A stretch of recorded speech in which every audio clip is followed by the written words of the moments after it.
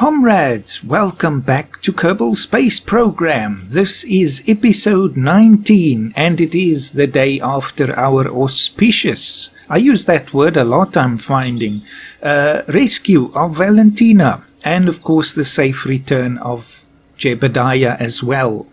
Let's have a look. We start, I think, just to have a look at the astronaut complex if there is anyone who catches our eye. I'm not sure that there will be. I don't think so. No, we still have to level up all of our existing crew here, so I'm not thinking we're gonna hire anyone else now, but I do have a look from time to time. So what is on the agenda for today, comrades? How can we proceed? Obviously we can't top the last episode, but well, not that I am aware anyway. But that will probably happen at some point. Let's hope we don't do it with more disasters though. So yes, according to the space race timeline, the real next objective is to have a longer stay in orbit. Now that would still be with Voskhod, but since we built the Voskhod in the last episode, I'm thinking we're going to use it. And this is also a great way for us to start getting some experience for Bill and Bob, you know, our non-pilot crew. So we're going to do that, but there is another catch. And I alluded to this in the last episode, but I went ahead and I did it. I now have the life support, what is it, the TAC life support mod? So this will complicate things, of course, especially in terms of electrical power. But I think it adds another exciting dimension to our efforts, like we saw last time, even though that was just an imagined deadline. So anyway, so let's actually go into the VAB and look at the new and, well, I don't know if it's improved, but the new Voskhod. So let's load the thing up. And the astute among you might have seen last time that I called the rescue craft that we used the Voskhod B. And that was because the Voskhod A was my other effort to try and build a Voskhod. This is the one I told you I'm not happy with. So that's why I went with the B. So we're just going to continue building off on that. Let's open it again. Voskhod B. So load. Now, what is this the one that I have made the adjustment to? No, it's not actually. Let's open. I think I called it the Voskhod 2. There's the autosave version. There we go. Load. So obviously the one used in the last episode was then Voskhod 1.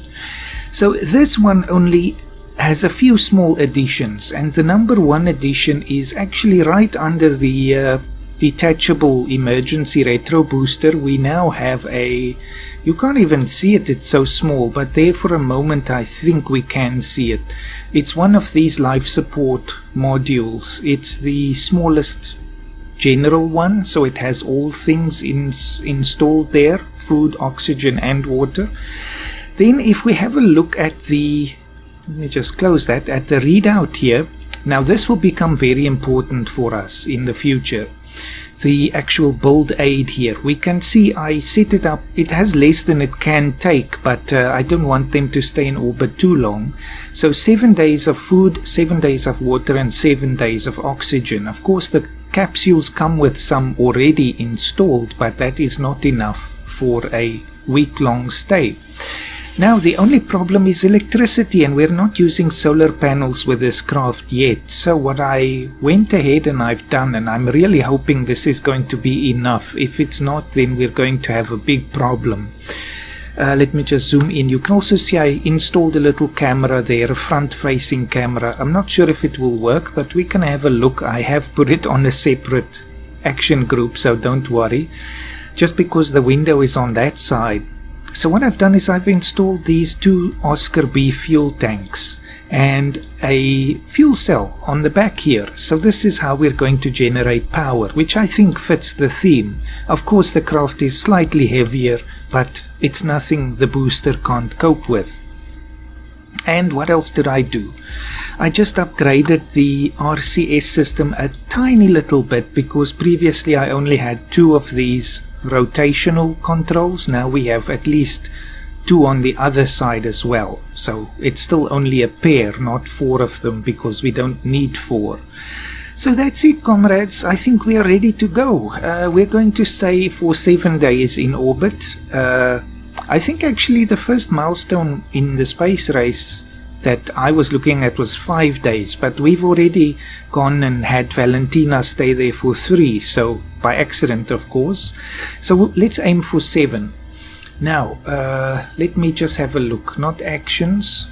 Crew. So who is going to be our pilot? We are using Jebediah a lot. That's why I was looking for new recruits, but I don't know. The name has to grab me, you know. So Jeb is going back up. He has the most experience, but he is now taking Bob with him. Bob is, of course, now getting his first trip into orbit, or into space in general, but he's going to gather a lot of scientific data on the impact of space on the Kerbal body and mind, I suppose, the psyche and so on. So this is very important. He has to go up there and do that research, so Jeb is going to handle it. So I think in that sense the Voskhod does open up some possibilities for us. So I'm going to do what I always do now, just speed it up and throw some music on, and I will see you in orbit. I think we're going to aim for about 175 again. I don't want to overdo that altitude, but 150 to 175, it doesn't really matter, but that's nice and high enough to see Kerbal, but still low orbit. So see you out there, comrades.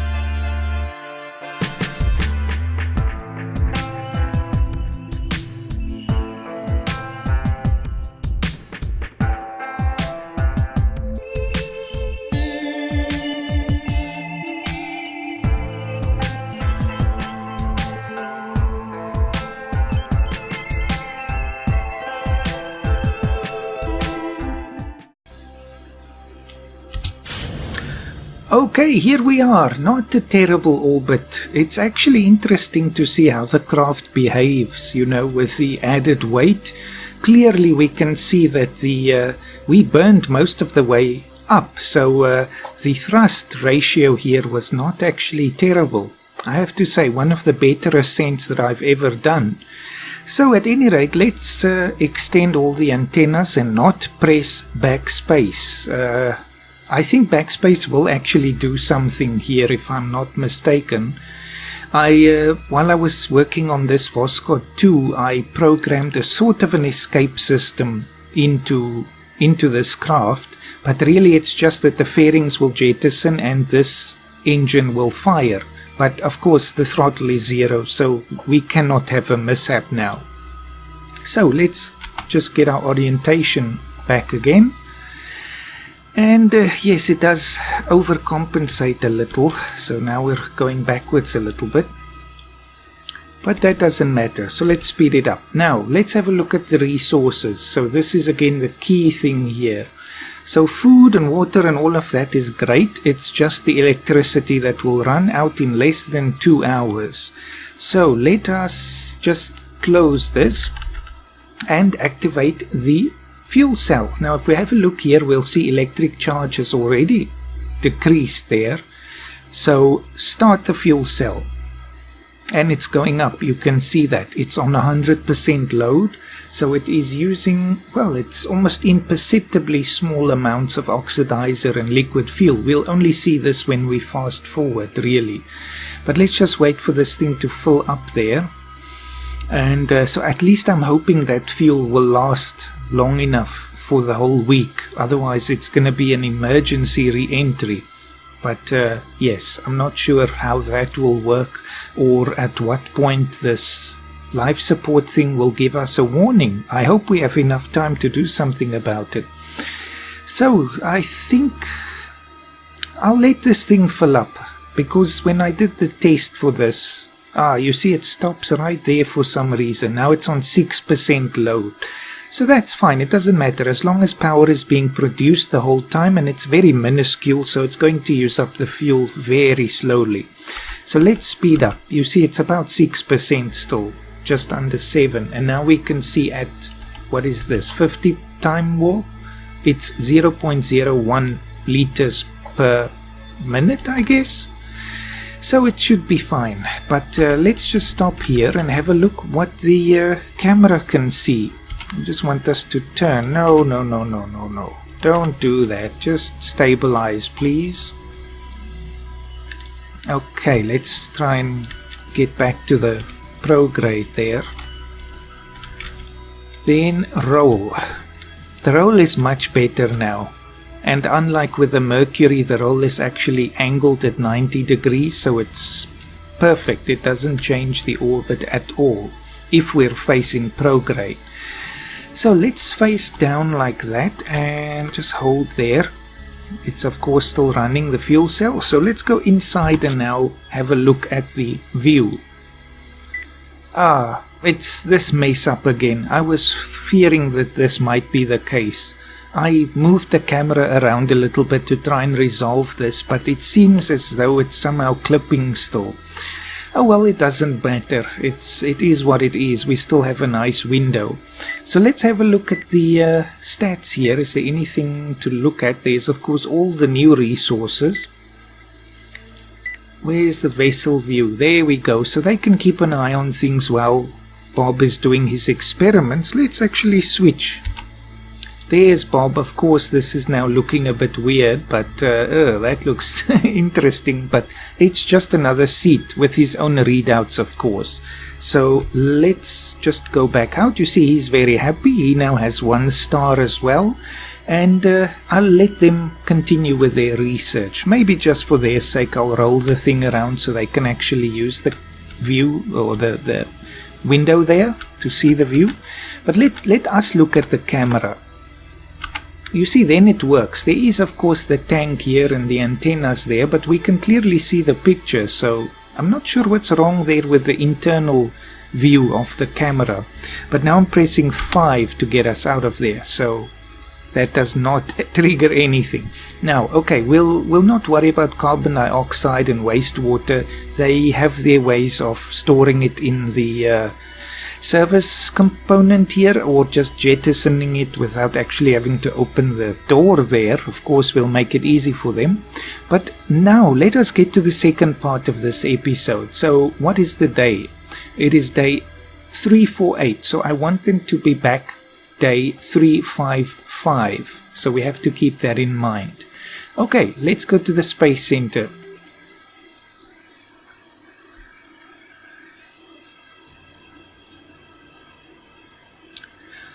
So it's getting quite dark here now. Now I'm going to just speed up. We of course don't mind because they're doing their thing. Electricity depleted. Electricity is running out. What is going on here? Let's just go check on them.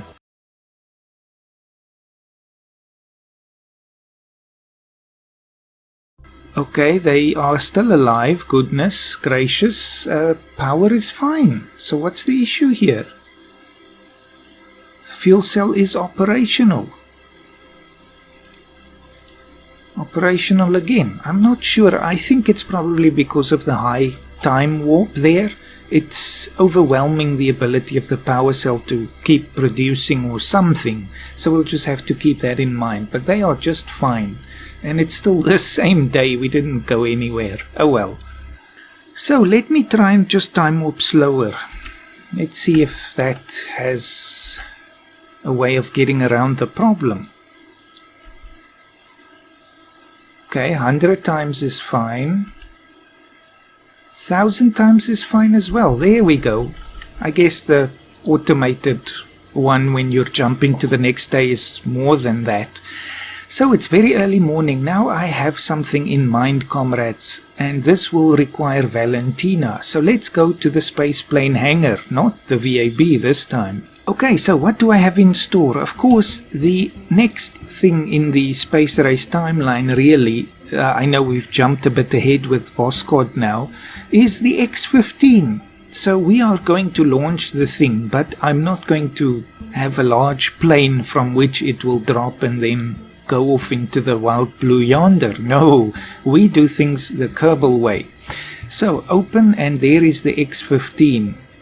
And to get the thing going, we are using what is at this point the largest solid fuel booster on Kerbal. I have tested this and it does work, so we can rest relatively assured that Valentina will not die. But of course, again, this will not be a simulation.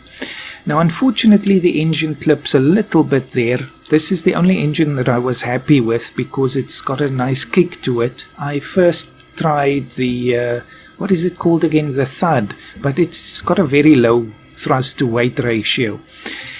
Then we're going to burn out after 1 minute, so we will not be making space in this craft. After all, this is to conduct Kerbal research at the edge of space, to borrow a phrase from Buzz Aldrin's Space Program Manager, if you've seen that series of mine. So we are really just trying to see more about what the Kerbal body can endure in terms of G-forces and so on, and also do some real research in terms of aircraft and how they perform in the atmosphere, especially the higher atmosphere.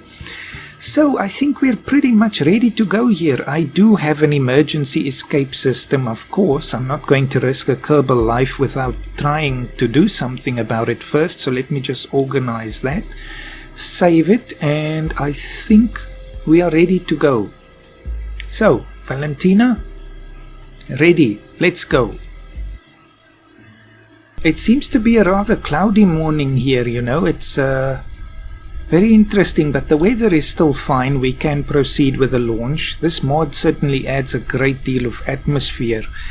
Now, this is still very dangerous. She can die here, which would be a real tragedy after all we've gone through to save her. So I'm going to have to be very careful here.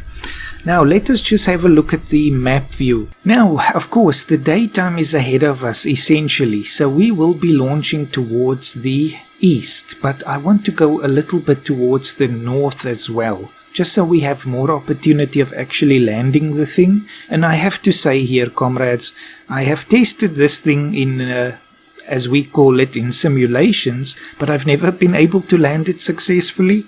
So yes, the suspense and the drama are real. But I'm going to have to try for land. If we get into the ocean, I'll have to use the escape system. And in this case, it's not the seat that ejects, it's the whole cockpit. So it's the only way I could do it. Then, yes, of course, we still want the booster to land in the ocean, not on populated areas. So let's see if we can do this. Now, are you ready? Yes, you are. So, get the thing on full throttle and lock it in. So I'll do a slight turn once we get off the ground, and this launch is sort of under the auspices of the, of the space plane hangar, not the VAB. So this is a new kind of thing. It's almost like the Air Force versus NASA, you know. So I'm going to speed this up again, but do keep an eye on our Mach number, because this is the real point of this whole exercise. So we are going to, of course, see some real heating effects here, but never fear, it will not pose any danger, and unfortunately there's no way around that. So, let's go!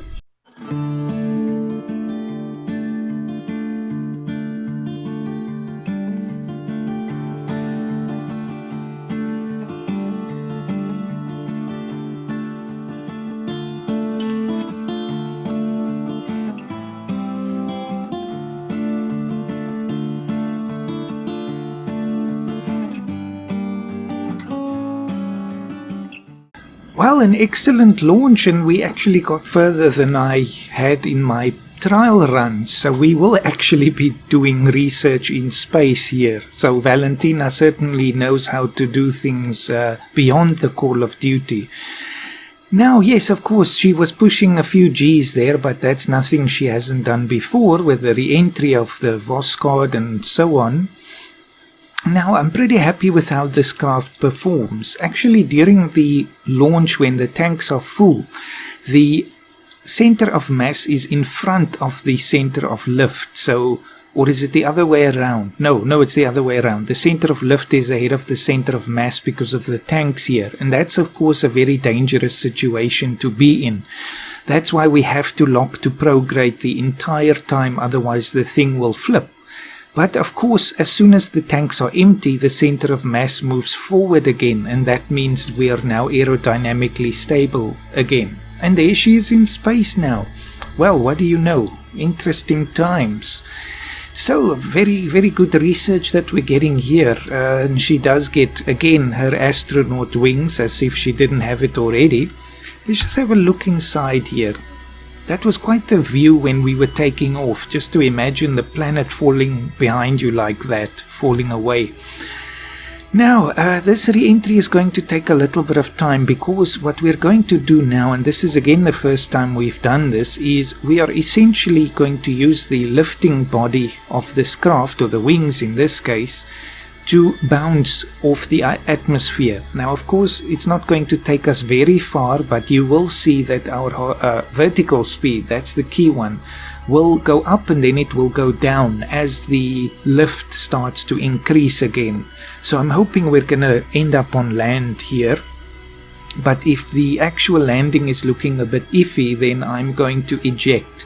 And in that case, this decoupler will fire and the small separatrons will also ignite to push us away, and then we have the parachute.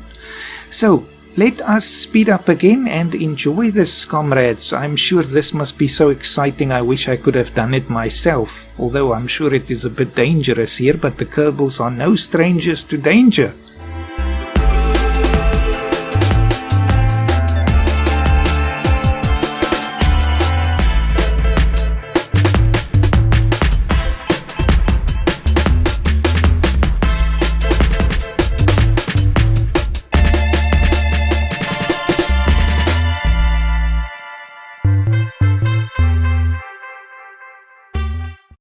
There we have our first bounce. It's not really a full bounce, but still, it should take us up again. Let's have a look.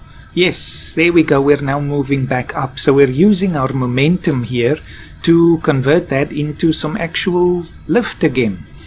So we should have a landing there. I'm still not sure about the actual process of the landing. I'm probably going to eject, to be honest. It's too risky, comrades. But I'll see. If we approach in a very nice way and it's a flat piece of land, then I think I'll try it. Well, let's hope for the best, I guess.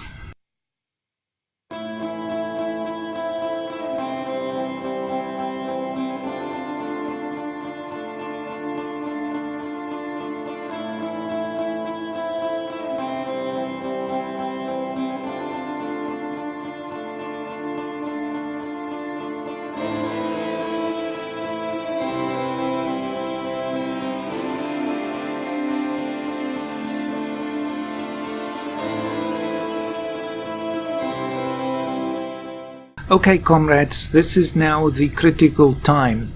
I'm just pointing us as far down as possible towards the prograde so that we don't lose speed now. We will still need some speed in order to maintain lift. Now I'm wondering, there seems to be some kind of city here, so obviously we would not want to hit anyone or anything. But now I'm looking at the terrain. It seems quite decent, but now I'm probably going to regret this. I'm not sure if this is survivable.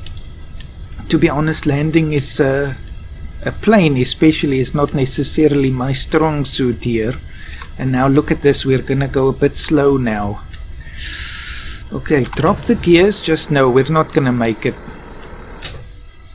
You see, I can pull it back up a little bit, but now we're really losing speed. No. Abort! Oh no, no, no, no, no, no, no!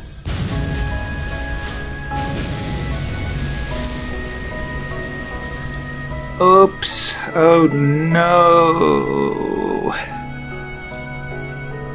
Oh, okay, well, she's dead. That is... oh, good grief, my bad. No, look, this is terrible, but now we can't revert now. That thing, I was...